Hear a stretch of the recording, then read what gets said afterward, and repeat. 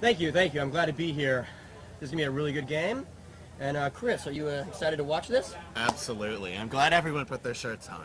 Yes. There was one guy on Kansas that was so jacked, I would not want to play against him. But I would keep my shirt off all the time if I was him. He made me feel super insecure. Question for both of you is, who do you have coming out on top in this match? Dylan, we'll start with you. Well, honestly, I don't know very much about either of these teams. I played Kansas a couple years ago in World Cup 6, but as we know, the roster is completely new. But I'm going to go with Kansas on this one. What about you, Chris? I'm going to do similar. I think Kansas is going to take it away. Who do you think's going to win? You know, there's a lot of talk about Kansas. I'm going to take Rochester United in this. I think they got the record to back it up, and certainly the resume that we were just talking about with a lot of first-place finishes in the tournament, and it wouldn't be the first upset that I've seen today on pitch one.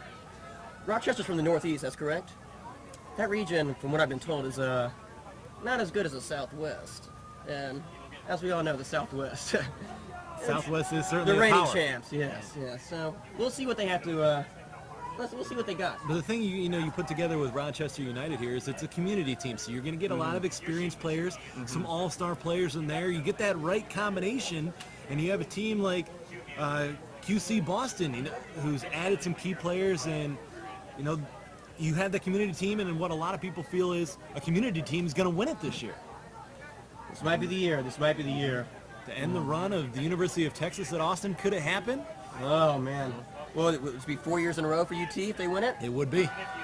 Man, that is a dynasty right there. That is a dynasty. Yeah, you look back to the days of Middlebury College when they were dominant, when the sport of Quidditch was really growing and continuing to add teams. Last year we had 80 teams in the World Cup in Rock Hill. This year, 60 teams, and also it's a little bit different. We have pool play this year. 12 pools, top 3 advance from each pool. And no matter who comes out on top in this one, these are two teams that are certainly going to be in the fight to come out of Pool 4. So point differerential will be huge no matter the outcome. Yes. This is the second time that Rochester United has thrown the quaffle off the pitch. They're going for that long pass behind the hoops or possibly that long shot. We'll just have to wait and see what happens. I'm not sure what number it is. The keeper for Kansas, that guy is tall. Probably talking like 6'3", 6'4". Bludger play seems to be fluid as well. Rochester started out with it, but Kansas regained it. Yeah. Do you know what I like? That those leggings that number 73 is wearing on Kansas. Very fashionable. I know. Is that the what flag is that, Chris? Can you tell? Looks like an English flag. An English flag. She's a little far, but. Oh. Well, I need to get me some of those. Scoreless here with just over 2 minutes gone by in this match. Yes. So far today here in pitch one, we've seen Ball State come out on top, as well as Maryland, Arizona State, DCQC with a little bit of an upset over Texas Cavalry, then RPI over Northern Arizona, Oklahoma State over Tennessee Tech, and most recently Rutgers with a pretty strong win over Emerson, a final of 160-90. Man, Kansas's defense is looking stellar. They're keeping that bludger control. I'm liking it. You see both teams slowing things down. It hasn't been a fast-paced, quick turnaround, any, counterattacks yet. Yeah. And for all the viewers out there, if you haven't checked it out, go to Snapchat and check out the World Cup story. I personally made it on there, and this already has over 1.5 million views. I'm pretty stoked. And the more Dylan gets on it, the more views it'll get, right? Of course, Absolutely. Yeah. We have submitted a lot. So, Snapchat people, if you're listening, put me on there, baby. Shot was too low there for Kansas. We remain scoreless. Most points we've seen put up on this pitch today, 210. Came back earlier, and that was the dominant performance for RPI over Northern Arizona. One of the best matches we've seen today on this pitch was Arizona State over Minnesota, 190-160. Ooh.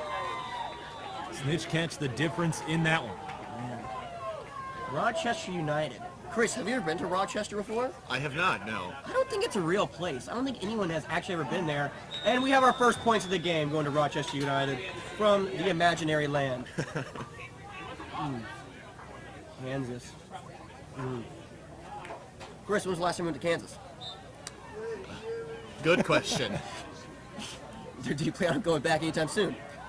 I think I should. If 10-0 they win, our we're making a score. road trip. Oh, I'm down. I'm down. For the parade, for Absolutely. the U.S. Quidditch Cup 9 title, the parade.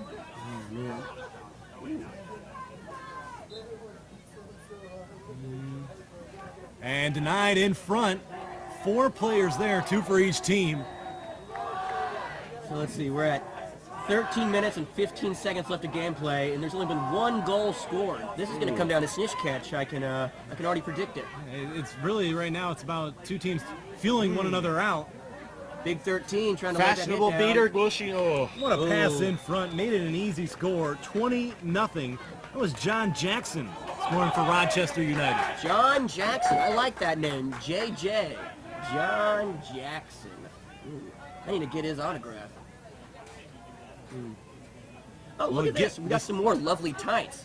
Number 14 on Kansas. Are those American tights, Chris? I believe so. There's a clashing of nationalities on the pitch. Oh my gosh. Luckily, they're on the same team. Yes. Ooh. Fashion seems to be a big deal at Kansas University. I would agree with you on that one for sure. It's getting pretty windy out here. We're probably feeling, what is this, 15, 20 mile an hour winds? Looks like Kansas got their first bucket. Ooh, bucket. Nice. Adjective. Rochester United taking their time. I like it. I like it. The slow ball. American flag tights beat. Swiggity swooty. There goes the booty. Another point for Rochester United. A long shot. I like it. And getting right back to that 2-goal lead. So there's your first counterattack. The counterattack. Ooh. So you're saying this was the pool of death? That was what it was referred to from the beginning of the broadcast today. Oh, man. Remember last FIFA World Cup, talking soccer now. The U.S. was in the pool of death with Ghana, Portugal, and Germany. But the U.S., they made it through. Will Kansas or Rochester United be the U.S.? Will they make it through to tomorrow? Chris, what do you think? You know, those tights, those American tights, symbolism. I'm calling it. The difference there is, though, you're talking about the pool of death in soccer. There was only 1 or 2 teams that could come out of there. 3 teams out of 5 can come out of this pool. Good point, good point. Oh, and ooh, fast feet, baby. I like it. Well, maybe not. And that's your man right there, maybe John Jackson? That's John Jackson, number 6. The keeper right now for Rochester United. Has he subbed off this game? Or has he's been on the entire game? He's going to get tired, so he's going to need to get some fresh legs on there. Or maybe John Jackson's just a beast. Maybe he can just stay on the entire game. Able to conserve some energy while his team plays in front.